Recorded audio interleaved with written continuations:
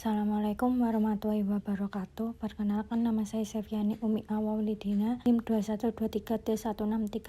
Saya di sini akan menjelaskan perbedaan COVID 4.1 dan COVID 5. COVID menjadi sebuah keharusan bagi perusahaan dalam kaitan menyelaraskan antara manajemen dan teknologi informasi, serta COVID ini menjadi framework tata kelola teknologi informasi IT governance yang terkait dengannya. COVID dikembangkan oleh IT Governance Institute yang merupakan bagian dari informasi dari Information System Audit and Control Association (ISACA). COVID memberikan panduan berorientasi pada bisnis dan itu diharapkan dapat menggunakan panduan dengan sebaik-baiknya. COVID merupakan framework untuk membangun tata kelola teknologi informasi. Dengan mengacu pada framework COVID, suatu organisasi akan dapat mempraktekkan tata kelola teknologi informasi dalam mencapai tujuan. Tata kelola teknologi informasi mengintegrasikan secara optimal dari proses perencanaan dan pengorganisasian, pengimplementasian, dukungan, dan proses pemantauan kinerja teknologi informasi.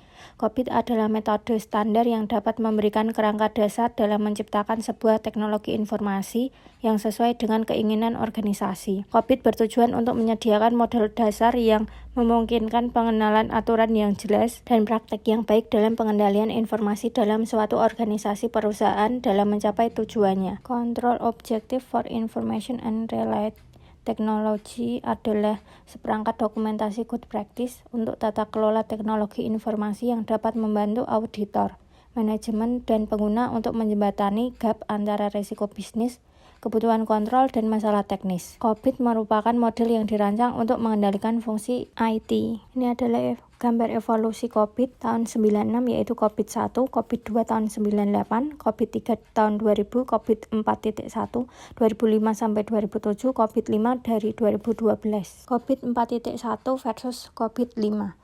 Pada COVID 4.1, fokus area hanya pada Departemen IT yang bertanggung jawab terhadap proses tata kelola IT di organisasi. Pada COVID 5 sudah menyentuh banyak area di organisasi. Pada COVID 4.1, tujuan enterprise didorong oleh tujuan bisnis dan tujuan tata kelola, menjadi pendorong untuk proses-proses dalam tata kelola informasi teknologi.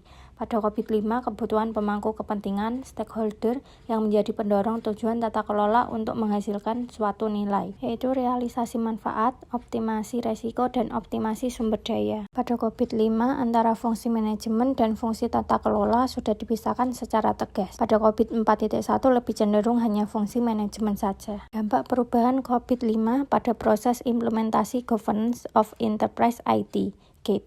Yang pertama, prinsip-prinsip GATE yang baru, peningkatan fokus pada enabler, model proses acuan yang baru, beberapa proses baru dan modifikasi proses, praktik-praktik dan aktivitas, tujuan dan metrik-metrik ukuran, input dan output, diagram rasi, dan yang terakhir model kapabilitas kemampuan proses dan penilaian. 5 prinsip utama COVID 5. Pemenuhan kebutuhan stakeholder setiap perusahaan yang mempunyai visi dan misi yang berbeda. Kedua, meliputi enterprise end-to-end, menganggap semua tata kelola dan manajemen TI enabler untuk perusahaan prinsip.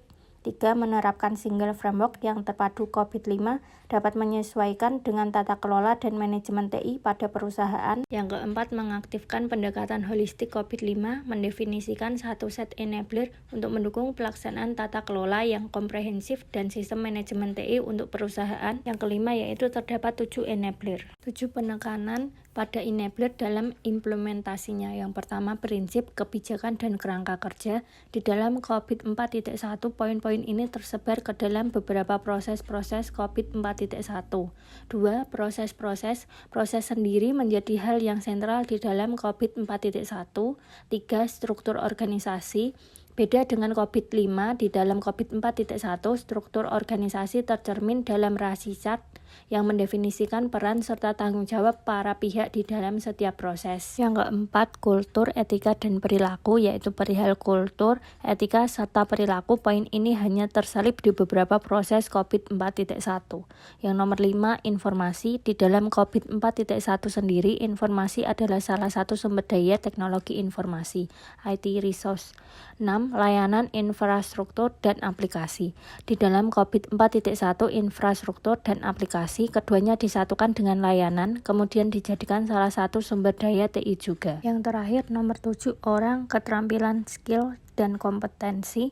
Dalam COVID 4.1 hanya disebutkan orang sebagai salah satu sumber daya, meskipun pada dasarnya mencakup juga keterampilan serta kompetensinya. COVID bertujuan untuk menyediakan model dasar yang memungkinkan pengenalan aturan yang jelas dan praktik yang baik dalam pengendalian informasi dalam suatu organisasi perusahaan dalam mencapai tujuannya. COVID menekankan kepatuhan terhadap peraturan, membantu organisasi untuk meningkatkan nilai yang diperoleh dari IT. Sekian penjelasan saya tentang perbedaan COVID 4.1 dan COVID 5. Terima kasih.